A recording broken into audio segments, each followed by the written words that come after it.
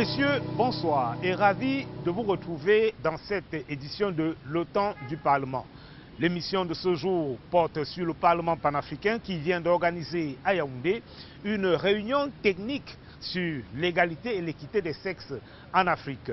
Une initiative donc du Parlement panafricain. Et pour en parler, notre invité est l'honorable Roger Nkolodan. Il est député à l'Assemblée nationale. Il a surtout été pendant plusieurs années président du Parlement panafricain.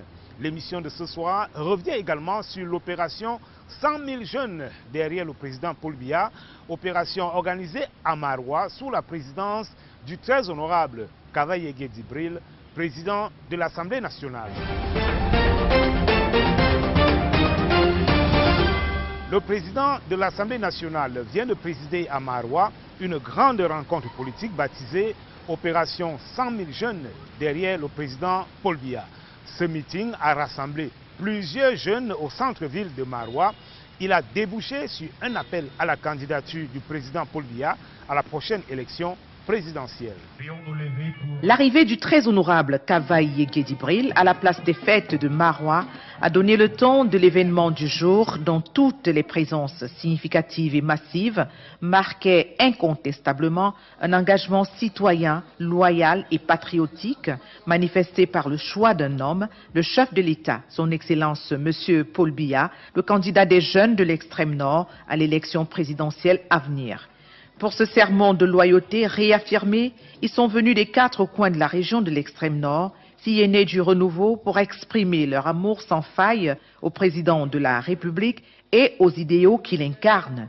C'était donc une véritable démonstration de force ici.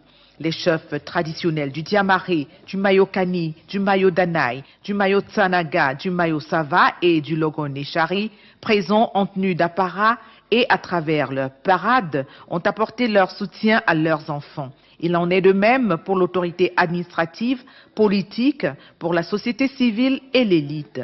À tous, le très honorable Kavaye Yégué Djibril réitère. Désormais, chaque jour qui passe, chaque semaine constitue un temps précieux qu'il faut capitaliser. L'heure est à l'action, nos divergences, mettons-les sous le boisseau. Allons à l'échéance d'octobre 2025, tous unis avec un même cœur pour dire face à cette échéance. Nous n'avons plus qu'un seul objectif: assurer la victoire de notre candidat, le candidat du RDPC, que nous avons nous-mêmes désigné. J'ai nommé son Excellence Paul Biya. Appel entendu et bien reçu.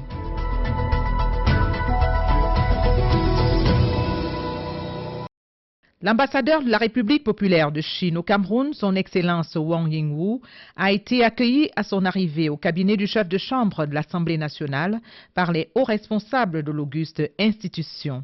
Après la chaleureuse poignée de main ensuite échangée avec le très honorable Kavaye Yégué Djibril, les deux personnalités ont revisité pendant près d'une heure d'horloge la riche et fructueuse coopération bilatérale entre le Cameroun et la Chine, une coopération diversifiée et qui englobe plusieurs domaines allant du commerce, de l'investissement à la coopération technique. La coopération entre nos deux parlements constitue une partie importante de nos relations fraternelles. Au cours de cette année de travail au Cameroun, la Chine a apporté son soutien pour accompagner le Cameroun dans ses efforts de la sauvegarde de la paix, de la sécurité et de l'unité nationale. Et le meilleur pour la fin. Le plus brillant, c'est le palais de verre Paul Biya que nous avons réalisé sur l'aide publique chinoise. Depuis l'établissement des relations diplomatiques officielles en mars 1971, la coopération bilatérale entre la Chine et le Cameroun prend de l'ampleur. Les voyants au vert signalent une amitié solide.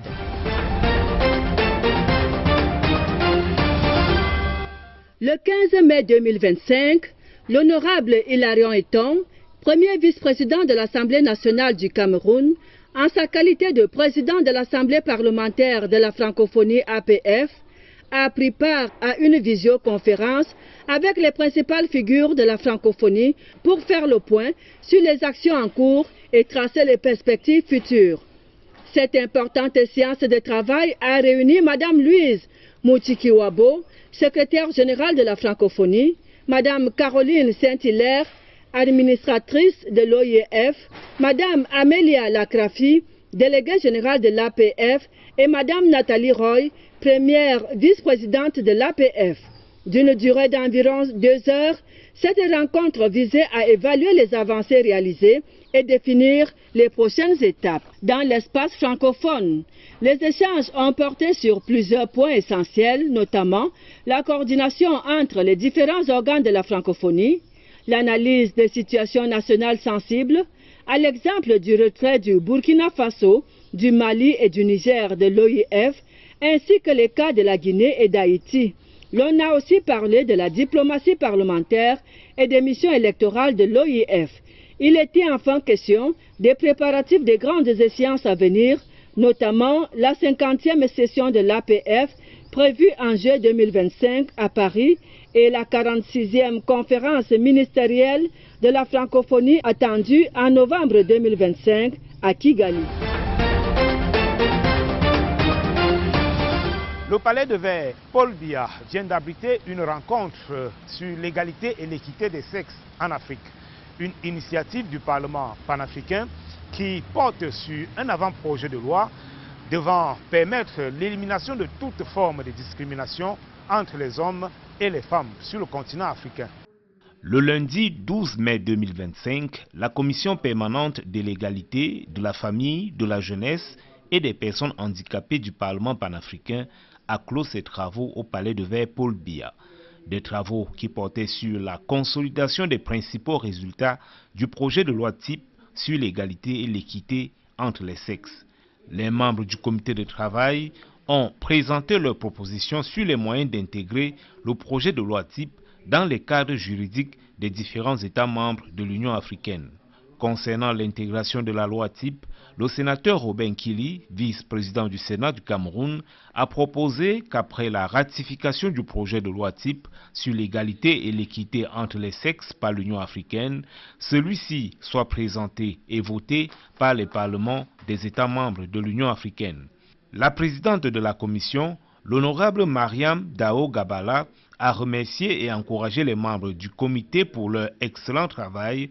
Elle a également remercié l'État du Cameroun et son peuple pour l'hospitalité dont ils ont bénéficié. Le rapport final de la Commission Égalité des genres, famille, jeunesse et personnes handicapées a ensuite été présenté par le docteur Eole Nganje Monono.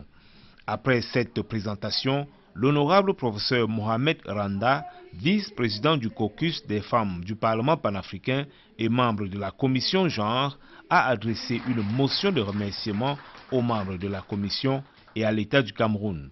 La journée s'est achevée par une visite de courtoisie à l'honorable Hilarion Eton, premier vice-président de l'Assemblée nationale et président de l'Assemblée parlementaire de la francophonie. Notre invité est diplomate de formation. Il est à l'Assemblée nationale depuis 2002, élu de la circonscription électorale d'Union Efoumou. Entre 2015 et 2022, il a présidé aux destinées du Parlement panafricain. Aujourd'hui, il est ambassadeur de bonne volonté de cette instance et c'est à ce titre que nous le recevons puisqu'il vient de prendre part à cette réunion sur un avant-projet de loi relatif à l'égalité et l'équité des sexes en Afrique. Honorable Roger Nkolodan, bonsoir. Bonsoir. Et merci d'avoir accepté notre invitation. C'est moi qui vous remercie. Vous venez donc de prendre part à cette réunion sur un avant-projet de loi sur l'égalité des sexes en Afrique. De quoi s'agit-il? Je vous remercie. Je voudrais tout d'abord situer le Parlement panafricain. Le Parlement panafricain est le 3e organe de l'Union africaine. Donc c'est la branche législative de l'Union africaine. Mais ce Parlement avait été mis en place en 2004 et avait reçu un mandat consultatif facultatif. Il était clairement dit dans le protocole que 5 ans après, le Parlement deviendrait un organe législatif, c'est-à-dire en 2009. Malheureusement, la ratification des projets, la démarche de modification des statuts de l'Union africaine a pris beaucoup de temps. Ce n'est qu'en 2014, lorsque j'étais premier vice-président, que j'avais présenté le protocole amendé à Malabo pour pouvoir donner au Parlement panafricain les pouvoirs législatifs. Jusqu'à aujourd'hui, ce protocole n'a jamais été amendé par tous les États, donc il n'est pas rentré en vigueur. Or, ce protocole disait dans son article 8A que le Parlement panafricain peut proposer les lois types à l'exécutif, c'est-à-dire à la conférence des chefs d'État. Une fois acceptées, adoptées par la conférence des chefs d'État, on envoie dans les parlements nationaux, dans les États membres pour ratification, et ça devient un parlement continental. Le Parlement panafricain, c'est le Parlement de tous les États africains. Et c'est pour cette raison, vous m'amenez à ouvrir une parenthèse qui a souvent fait la polémique, c'est l'équivalent du Parlement européen. C'est-à-dire, nous traitons le problème des États, État à État, et non du continent à continent, et non de Parlement à État ciblé. Donc, les lois que nous recherchons, l'atelier qui vient de se tenir ici, avait pour but de maturer. Nous sommes en train de l'enrichir, parce que tant que le protocole de Malabo ne sera pas ratifié, nous ne pourrons pas proposer des lois types à la conférence des chefs d'État. Donc c'était une réunion technique où on avait fait appel à tous les experts.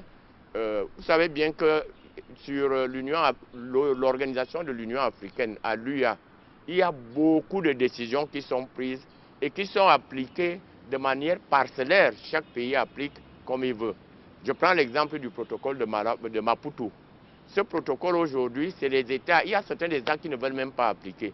Il y a d'autres qui appliquent comme ils veulent. Et nous voulons donc avoir des lois types qui vont s'appliquer à tout le continent, à tous les États, sans qu'il n'y ait plus de discrimination. Revenons aux travaux de Yaoundé. Quels sont les aspects qui ont été mis en exergue pour, n'est-ce pas, favoriser cette égalité, cette équité de sexe entre les hommes et la femme? Le problème d'égalité de sexe ou de genre entre les femmes, les hommes, les personnes handicapées et tout ça, le problème c'est qu'on veut mettre nous tous au même niveau de chance. Égalité à entrer à la fonction publique, égalité dans les nominations et tout. C'est ce que nous recherchons. Mais malheureusement, cette égalité, nous ne pourrions l'avoir que si nous avons une loi continentale. C'est-à-dire, si on admet que le standard, c'est que dans chaque pays, il y ait 50% de femmes dans la fonction publique et 50% d'hommes. Est-ce qu'on va-t-on arriver? Je ne sais pas. S'il y a des postes de responsabilité, s'il y a des postes de directeur par exemple, s'il y a 10 postes, qu'est-ce que nous recherchons? C'est l'égalité entre les personnes handicapées, les femmes et les hommes. Donc il faudra bien qu'on arrive à diviser les 10 postes en ces 3 composantes de notre société. Donc nous sommes en train de l'enrichir, nous sommes en train de... Vous savez, quand j'arrivais à l'Assemblée, je crois que le taux de femmes à l'Assemblée était dans les 20%. Je crois que le Cameroun aujourd'hui bat quand même le record de l'Afrique avec à peu près 40%, 45% de femmes dans les 2 chambres. C'est ce que nous voulons rechercher, que si on peut arriver à 50%, ce qui est un peu difficile, tant que les États, parce qu'il y a un gros problème dans les États africains ou dans les États, c'est la volonté politique. Si les États n'acceptent pas, ça sera toujours un problème. Vous connaissez les pesanteurs que l'on rencontre en Afrique, la culture africaine, une société patriarcale. Quels sont les instruments dont vous disposez qui vous permettront vraiment d'atteindre cette égalité? Nous voulons déjà sortir du problème patriarcal. Vous savez, aujourd'hui, on dit que la femme doit hériter au même titre que l'homme. Là, c'est déjà un problème. Mais le problème de l'Afrique, c'est la coutume.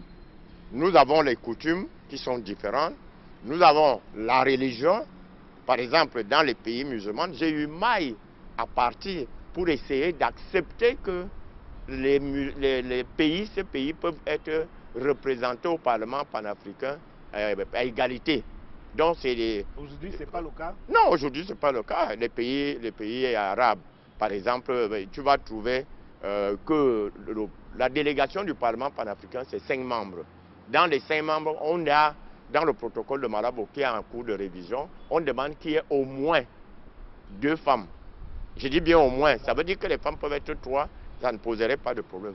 Mais j'ai eu mal à partir, tous les pays arabes m'ont dit, Monsieur le Président, ce n'est pas possible pour nous, parce que la femme a d'autres devoirs qui ne lui permettent pas d'être exposée à l'extérieur.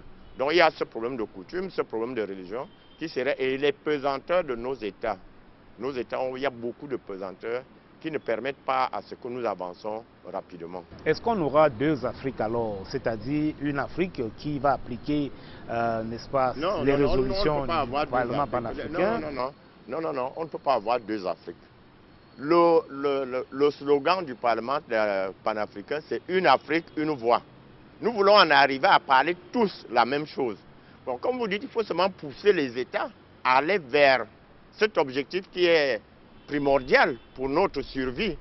L'Afrique a pas mal de problèmes. Il y a le problème de la jeunesse, il y a le problème de la jeune femme, l'éducation de la jeune femme et le problème des personnes handicapées. Il faut qu'on arrive à s'unir pour parler d'une seule et même voix. Et si vous regardez bien, dans les grands forums internationaux, l'Afrique n'arrive pas à avancer. Parce que lorsque nous arrivons, c'est chaque pays qui présente sa situation. Or, nous devons aller dans ces rencontres avec une seule voix. Parlons de l'Afrique.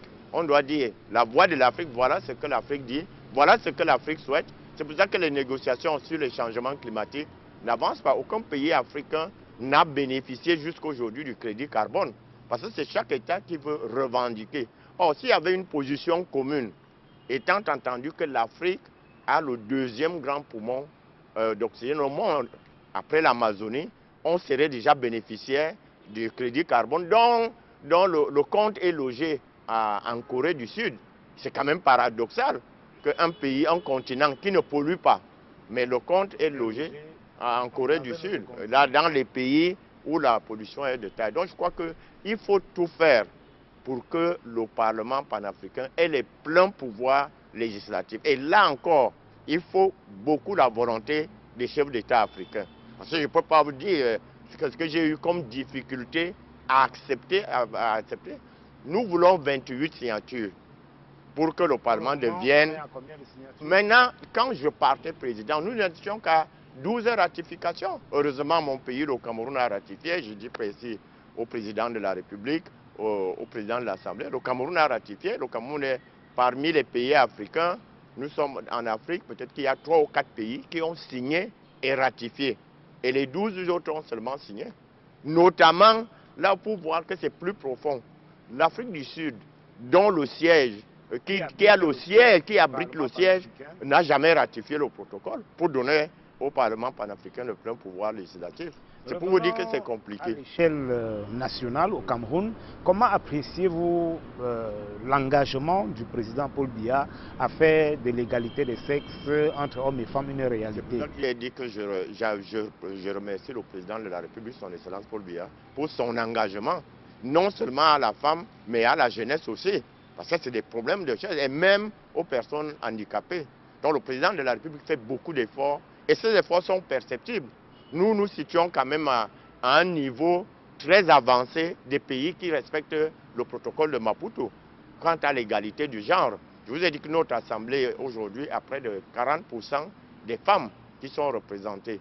Bon, il est bien vrai, des personnes, oui, un peu plus de 30%, mais il est bien vrai que des personnes vivant avec un handicap n'ont pas encore fait clairement entrer dans nos 2 chambres, à ce que je sache, mais les jeunes, on essaie quand même, les jeunes sont là, les femmes sont là. Donc le Cameroun a fait beaucoup d'efforts, le Cameroun fait beaucoup d'efforts pour que le problème de l'égalité du genre ne soit plus un sujet tabou. Nous sommes au lendemain de la célébration de la fête nationale. On vous a vu à la tribune applaudissant vraiment le passage des défilants. Comment est-ce que vous jugez l'état de l'unité nationale au Cameroun? L'unité nationale est une réalité. Le Cameroun, sous la direction de son Excellence Paul Biya, fait tout pour que ce pays reste un et indivisible. Nous avons vu tout le monde défiler, les jeunes, les femmes, les grands, tout le monde est unanime. Nous avons besoin de cette unité pour notre pays. Le Cameroun est un pays très riche. Rester dans le désordre ne nous fera pas avancer. Les chantres du désordre ne trouveront pas un terrain fertile là où le chef de l'État pense au développement, au futur de son pays. Donc moi je pense que c'était une démonstration de force pour dire que le Cameroun est en paix et le Cameroun doit vivre en paix pour le développement harmonieux de son pays. Nous sommes à quelques mois d'une grande échéance électorale, l'élection du président de la République. Quel est votre candidat? Bien, je ne peux pas avoir un autre candidat. Je suis membre titulaire du comité central du RDPC. Donc ça veut dire que mon champion, c'est le président Paul Biya. Et les pronostics, c'est une élection. Je parle en ce qui me concerne, le président Paul Biya, président national du RDPC, sera réélu avec un très bon pourcentage. Dans quelques mois, votre propre mandat sera remis sur la table et on va procéder à l'élection des députés et même des conseillers municipaux. Quels sont vos pronostics pour vous-même? Les pronostics, je suis un homme politique à viser. J'ai quand même gagné les élections au niveau continental. J'ai gagné 4 fois les élections au niveau continental. Ce n'est pas au niveau national que ça va me paraître difficile. Je suis président de section dans ma circonscription. Je crois que je fais le travail, j'accomplis les tâches dévolues à un élu de la nation. Si on rentre dans ce contexte, je n'ai aucun souci, je serai réélu, ils vont parler de moi. Bon. Et puis d'un autre côté, je crois que être député, les gens ont pris ça comme c'est un jeu. Le député, c'est un député de la nation. Il doit se battre pour tous les problèmes qui concernent le pays et non sa circonscription. Et je crois que j'ai porté la voix du Cameroun très haut et mes frères, mes électeurs me rendront ça le moment venu. Honorable Roger Nkolodan, merci une fois de plus d'avoir accepté notre invitation. C'est moi qui vous remercie et merci de vous intéresser au Parlement panafricain. Nous avons hissé ce Parlement à un niveau, on a un peu des appréhensions maintenant que ça piétine. Nous voulions, avant de partir, avant de terminer notre mandat, laisser ce Parlement étant déjà un Parlement législatif pour permettre les sujets dans lesquels le Parlement panafricain peut légiférer sont multiples. Il y a le terrorisme, il y a cette immigration où on a des milliers de jeunes qui meurent en Méditerranée, il y a les changements climatiques. Le problème genre, c'est un des problèmes, mais il y a tellement de dossiers qui font aujourd'hui que tant que l'Afrique ne va pas se libérer de ces pesanteurs, tant que les États africains ne vont pas lâcher un peu de leur souveraineté, nous allons toujours continuer à nous battre, chacun seul dans son domaine, et l'Afrique ne va pas évoluer. On ne souhaite pas que ça arrive, honorable. Merci. Notre souhait, c'est que ça progresse. Merci. Nous souhaitons que ça progresse. C'est moi qui vous remercie.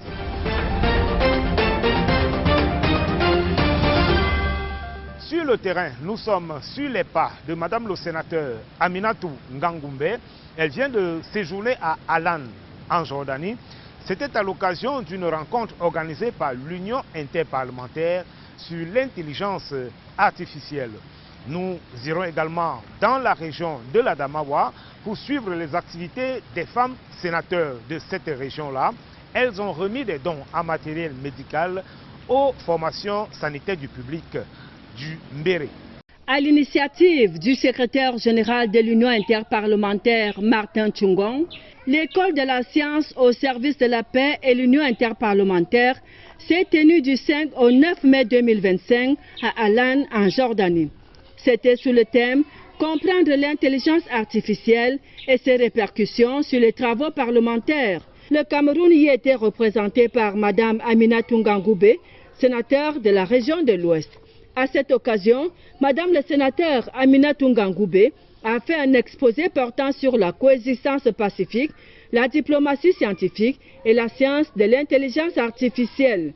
Elle a ainsi fait savoir que son action parlementaire repose sur la promotion du dialogue, de la paix et de la tolérance comme socle de la stabilité nationale et continentale, avec comme illustration sa participation active à des forats de diplomatie parlementaire en Afrique et au-delà.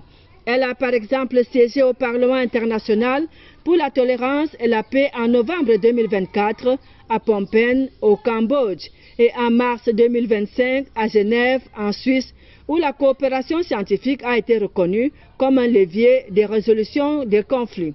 À Alan, le sénateur Aminatou Ngangoubé a pris l'exemple du Cameroun, un pays naturellement prédisposé à la coexistence pacifique de par son histoire, sa position géographique, ses richesses culturelles et linguistiques, pour illustrer la cohabitation pacifique concrète entre chrétiens et musulmans et les relations diplomatiques stables avec tous ses voisins. Parlant de l'intelligence artificielle et de la diplomatie scientifique, elle a montré l'engagement stratégique du Cameroun à travers des actions fortes structurées du gouvernement, notamment l'annonce de Mme Minette Libom Liliken, ministre des Postes et Télécommunications, de l'élaboration d'une stratégie nationale de l'IA avec pour ambition de positionner le Cameroun dans l'écosystème mondial de l'innovation responsable. C'était le 25 janvier dernier. La Damawa, bien que dotée d'une vaste infrastructure sanitaire, avec ses 230 formations réparties dans 11 districts de santé, fait face à des défis de santé publique nécessitant une attention particulière. Grâce à ses dons en matériel médical des femmes sénateurs de la Damawa, le plateau technique de la maternité d'Umbéré se renforce. Les matériels qu'on a reçus, ça va beaucoup nous aider à améliorer la qualité des soins dans notre formation sanitaire. Et ça va aussi permettre à ce que la population ait l'accès à des soins de qualité aussi. Le don comprend principalement des couveuses, des aspirateurs, des tables d'accouchement et d'autres instruments essentiels. Ce matériel arrive à un moment critique pour la maternité et la néonatologie dans la région de la Damawa. Il y a un taux élevé de mortalité lors des accouchements. Et nous avons pensé qu'avec notre modeste contribution, on pouvait aussi essayer de limiter les dégâts. Nous sommes 3, c'est un programme sur 3 ans que nous allons faire. On a commencé par le Béré, j'ai eu l'honneur de commencer ici. Et en 2026-2027, ça sera dans le département de la Vina. Les 3 parlementaires, conscientes de la situation, s'engagent ensemble auprès des populations.